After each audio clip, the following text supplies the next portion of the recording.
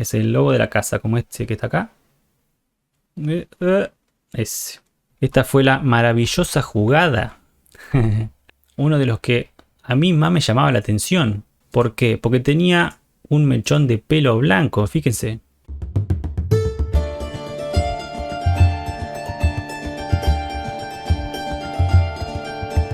Bienvenido a todo aquel que se haya cruzado con este video stream en la plataforma de YouTube a la cual podemos acceder mediante internet. Salió espectacular esa introducción. En este caso, en un formato más relajado y hablado, donde usamos la herramienta del tier list, que nos va a servir para ubicar las temporadas de Game of Thrones, de la 1 a la 8, de la mejor a la peor, y todo eso que a la gente le gusta discutir, supongo, ¿no? Digamos que hay un consenso general sobre cuáles son las peores, y me parece que la duda está en cuáles son las mejores, porque hay varias. Y bueno, más o menos del principio hasta un poquito más de la mitad se puede decir que la serie tiene muy buen nivel. Ya después a lo último no tanto, ¿no? Así que ya hay un poquito de spoiler ahí.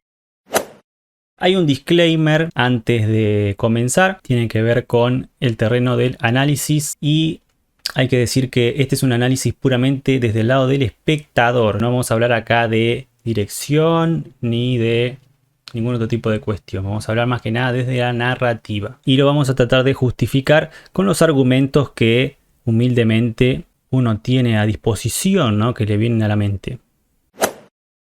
El segundo disclaimer tiene que ver con que en cuanto al análisis se van a abarcar los sucesos más importantes que yo considero de cada temporada de GOT. Game of Thrones o Juego de Tronos. Qué difícil que es pronunciarla en inglés, ¿no? Game of Thrones. Para nosotros que hablamos español un poquito es más complicado.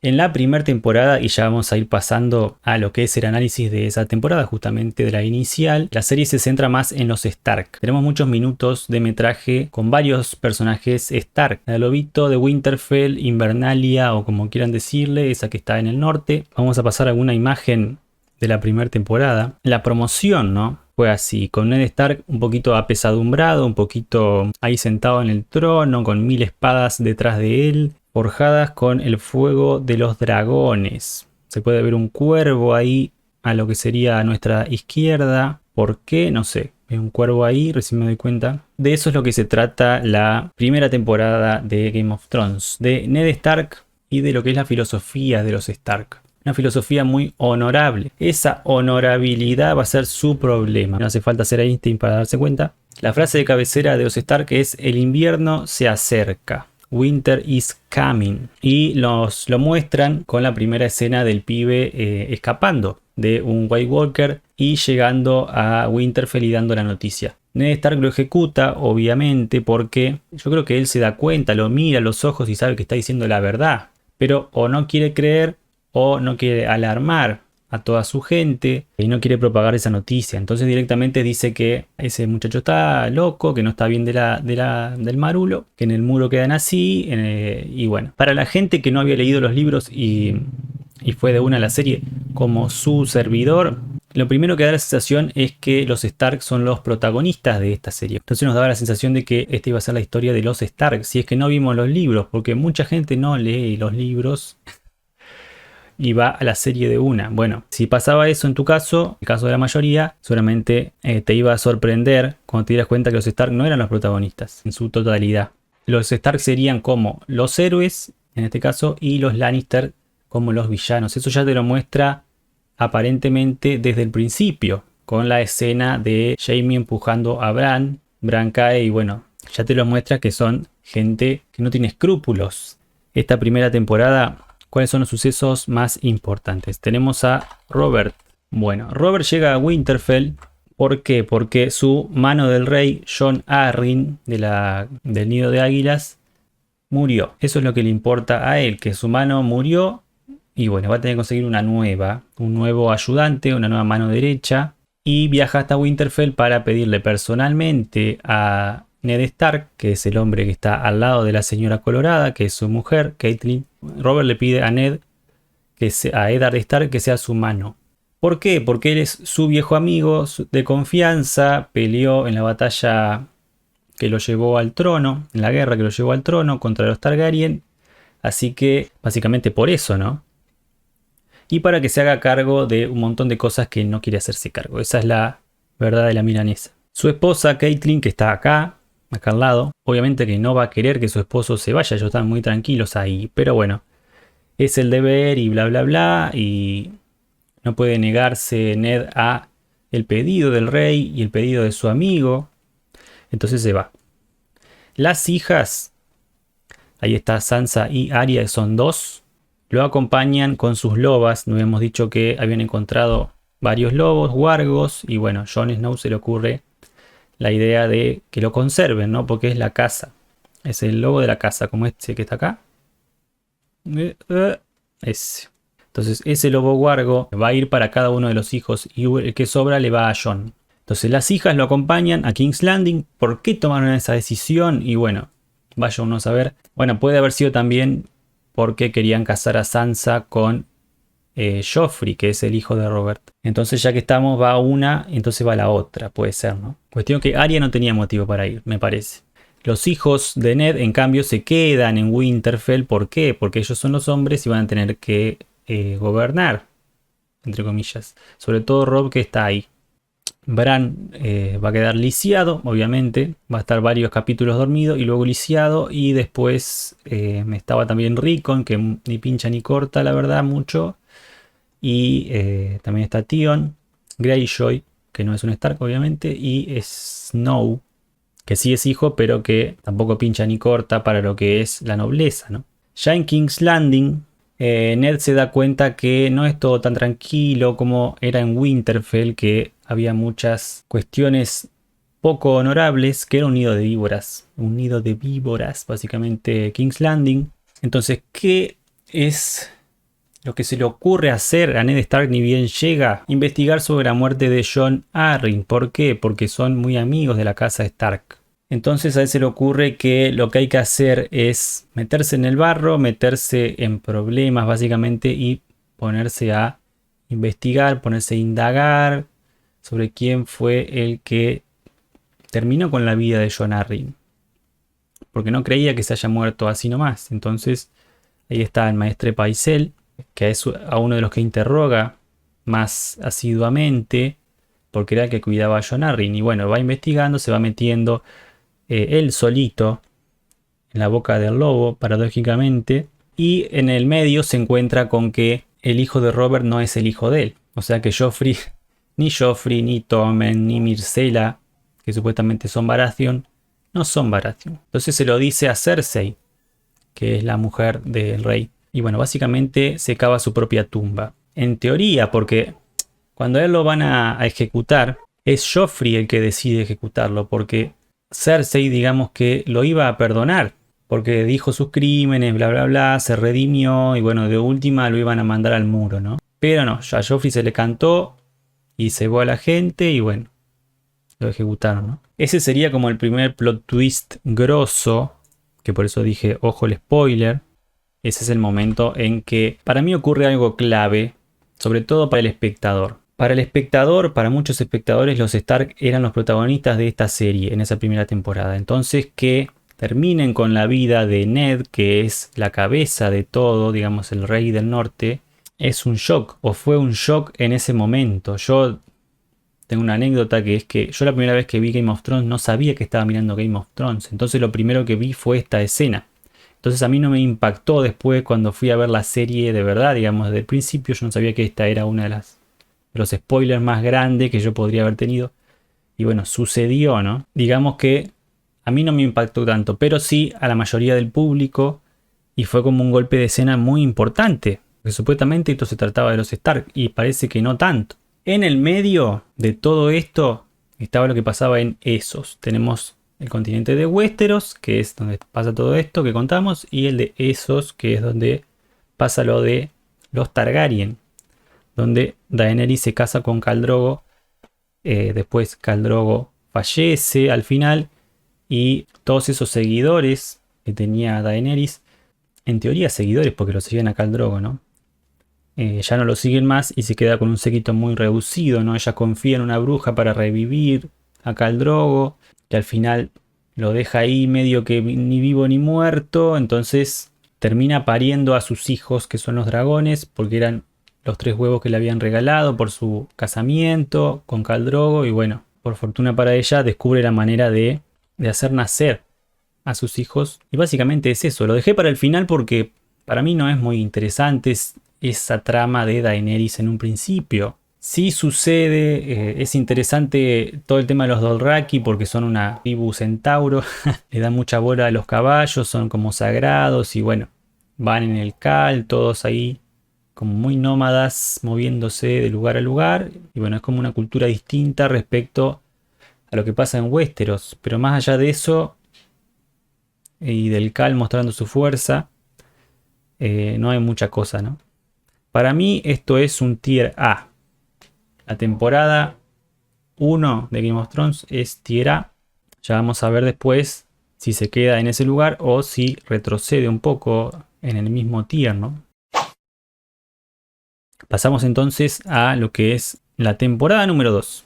Tenemos entonces varios candidatos al trono. Eso sucede en la temporada 2. ¿Por qué? Porque Robb estaba enojado porque habían capturado a su padre. Digamos que en ausencia de Eddard Stark, él es el que toma la batuta porque una mujer no puede gobernar. Entonces arma una especie de rebelión en contra de los Lannister, que primero apresan a su padre y después lo ejecutan. Entonces directamente ya es una cosa de venganza total. Entonces es Robb y casas vasallas del norte que lo siguen fielmente contra los Lannister y sus aliados.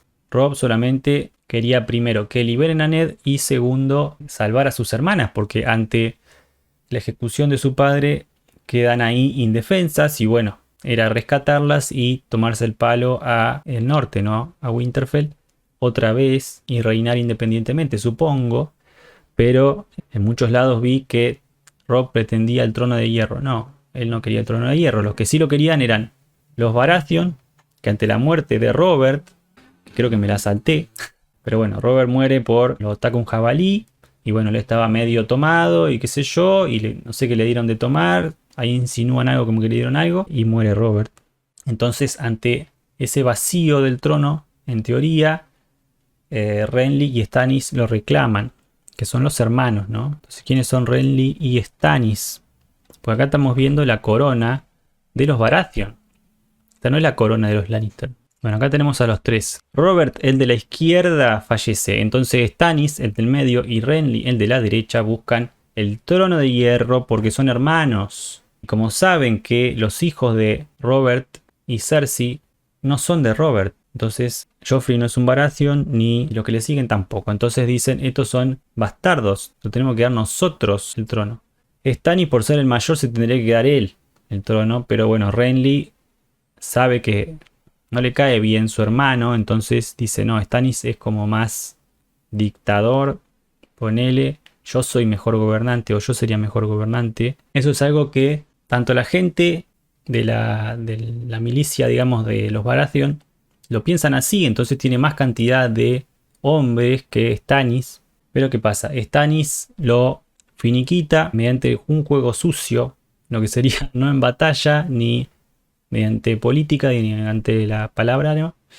Sino mediante una sombra maléfica que logra procrear a través de Melisandre y bueno, ataca a Stannis y este se muere, ¿no? Entonces ya no queda Stannis y todas las tropas, ya no queda Renly y todas las tropas van para Stannis. Entonces ahí sí atacan King's Landing. ¿Qué sucede cuando Stannis asedia King's Landing? Ella tenía una flota de piratas, tenía un montón de barcos, tenía un montón de gente que iban a ir a la bahía de Blackwater o de Aguas Negras en King's Landing para entrar y directamente tomar el trono, porque ya era así, ya era un hecho. Tenía mucho más ejército que lo que podían hacer en King's Landing. Tanto Joffrey, que no tenía ni idea obviamente, porque era muy joven, y Tyrion, que ya era mano del rey, había sido nombrado mano del rey tras la muerte de Ned.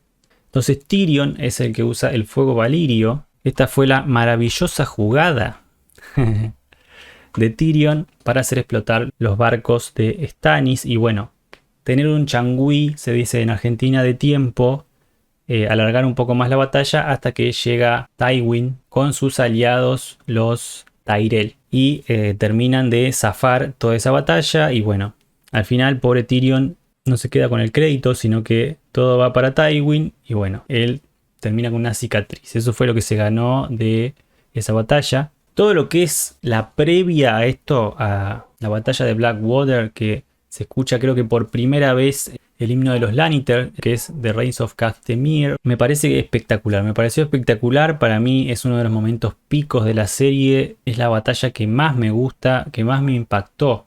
Eso ya les va diciendo algo, ¿no? Todo porque, bueno, hay un fuego verde terrible acá. Me pareció muy original, ¿no? De parte de la que es la historia en sí. Aparte de que nosotros no sabemos que Tywin va a llegar en ayuda al final para quedarse con todo el crédito, ¿no? Entonces me pareció genial todo lo que es esta batalla, todo lo que fue la previa y todo lo que fue el post también.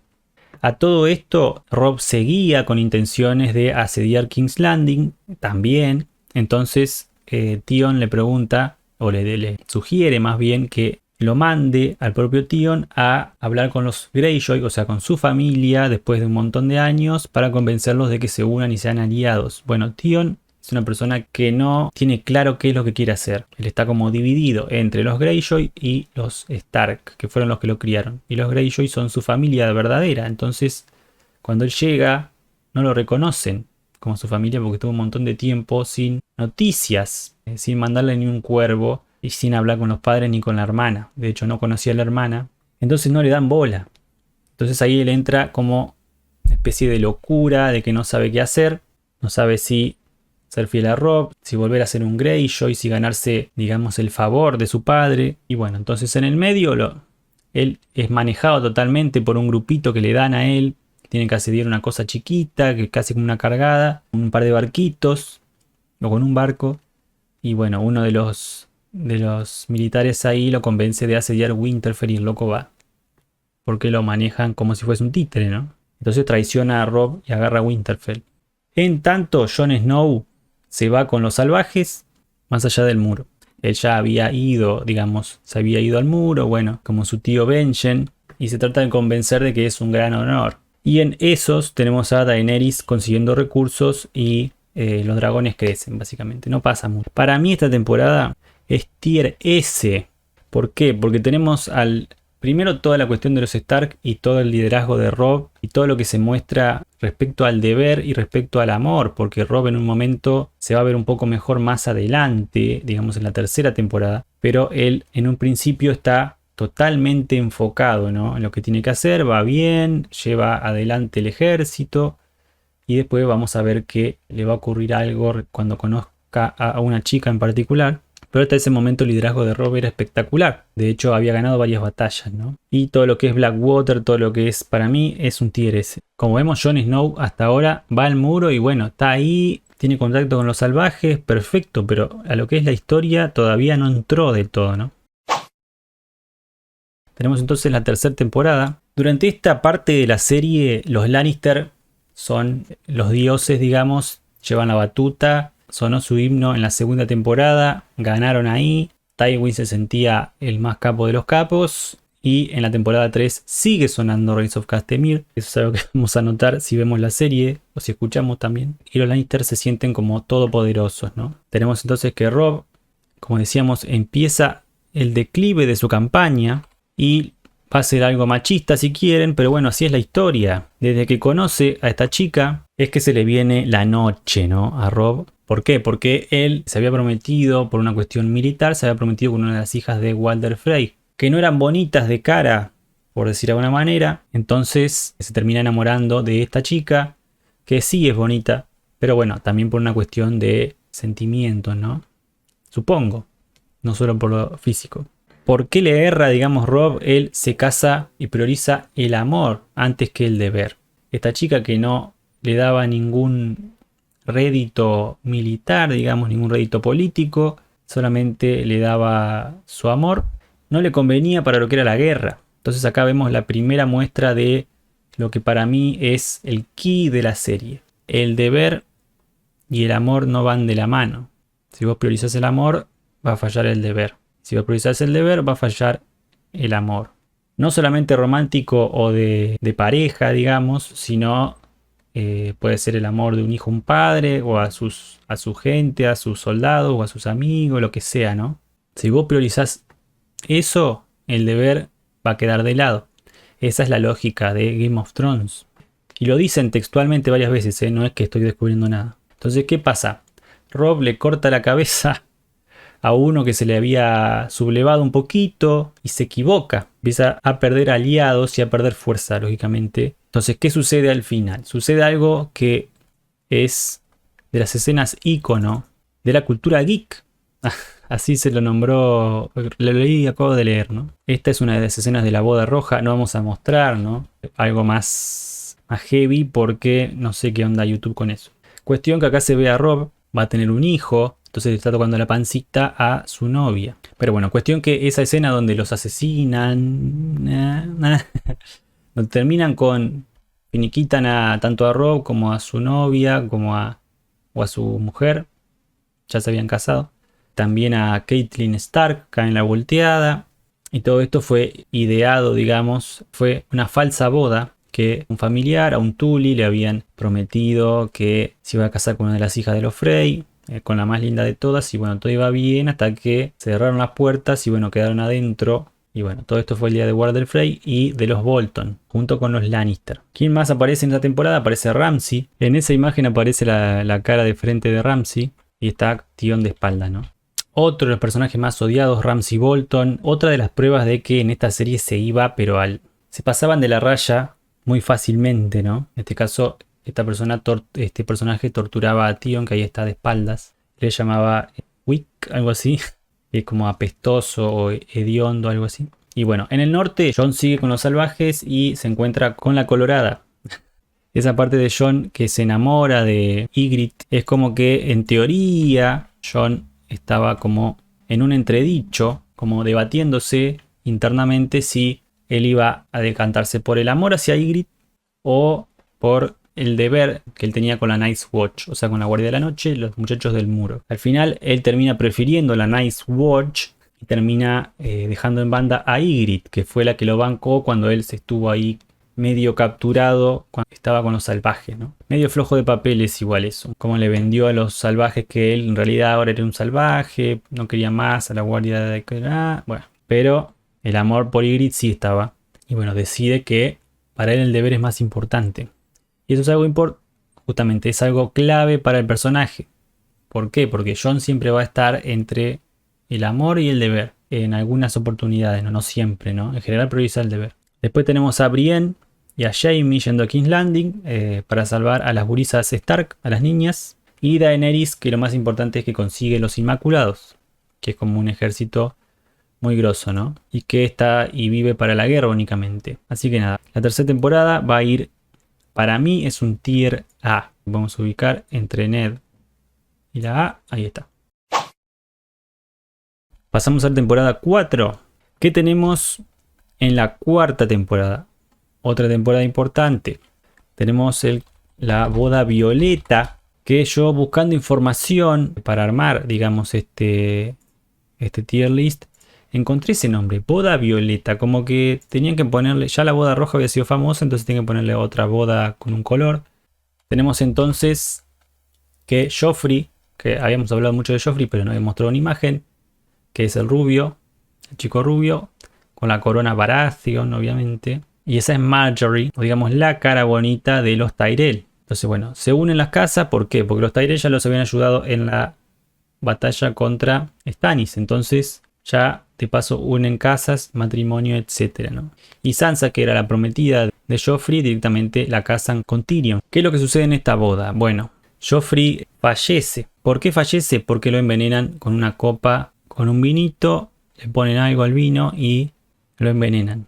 Antes de que suceda esto que estamos viendo, Joffrey, digamos que se pasa, no lo vamos a dejar mucho tiempo, pero bueno, Joffrey se pasa varios pueblos, él se burla de todos a través de primero se burla de los enanos, con toda la actuación de los enanos que representan a los héroes, ¿no? El rey del norte le corta la cabeza, representa a Renly, que él, digamos que se burla de su sexualidad, porque Renly es gay, y bueno, se burla de todos los contendientes al trono, de Stannis, y bueno, después de toda esa puesta en escena, digamos, te muestran Como él se ríe, como él todo, con esa cara de hijo de su...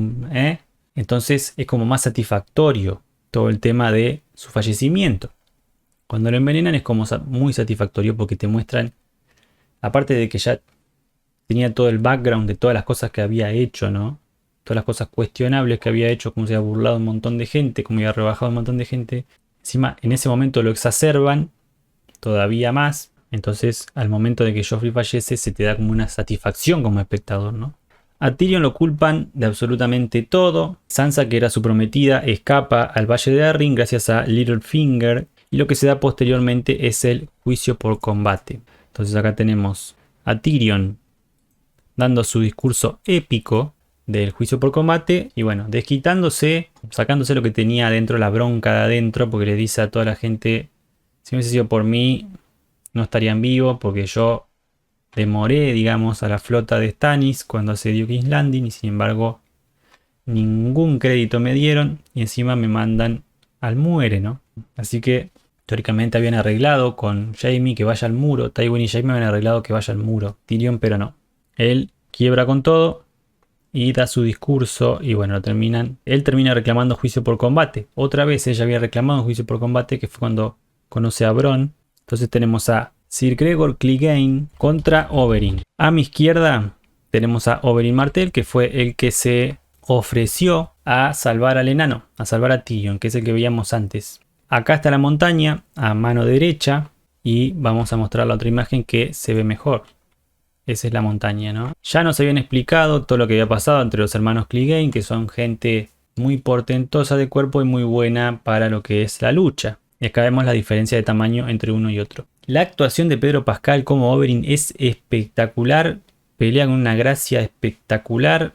Se mueve con mucha agilidad. No sé si fue un actor de riesgo o un doble de riesgo o qué.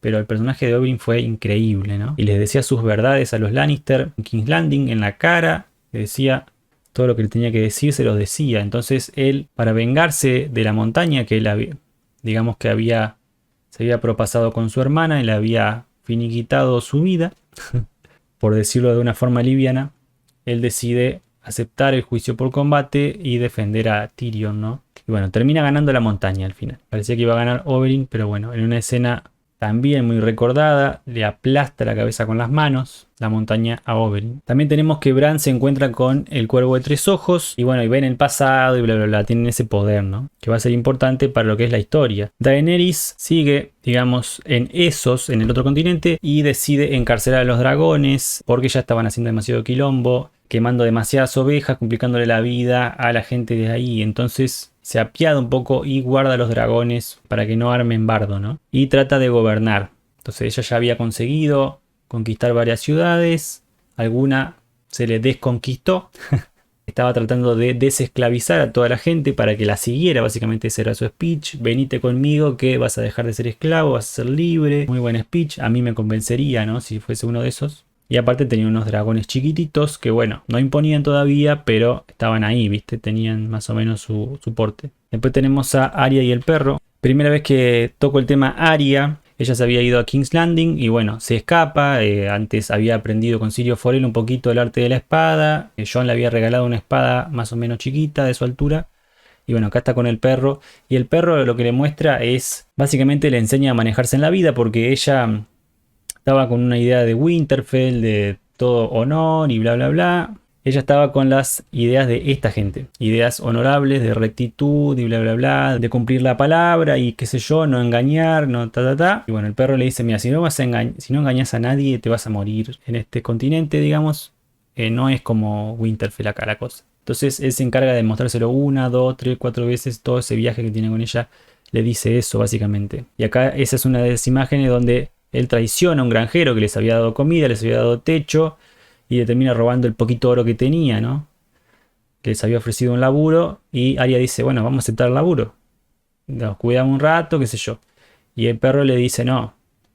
Al otro día, pum, le roba todo y se va. Y acá Arya se está quejando, le dice, che, ¿cómo puedes hacer eso? Sos un hijo de mil. Y el otro dice, bueno, aprende porque este muchacho va a fallecer en cualquier momento, la hija también. No va a sobrevivir porque no es fuerte, le dice. Entonces le enseña un poquito de lo que es el mundo real, ¿no? Antes de eso, Arya había estado presa en Harrenhal y había conocido a Jaqen H'ghar, otro gran personaje que lo vamos a poner un ratito acá en imagen porque es uno de los que a mí más me llamaba la atención. ¿Por qué? Porque tenía un mechón de pelo blanco, fíjense.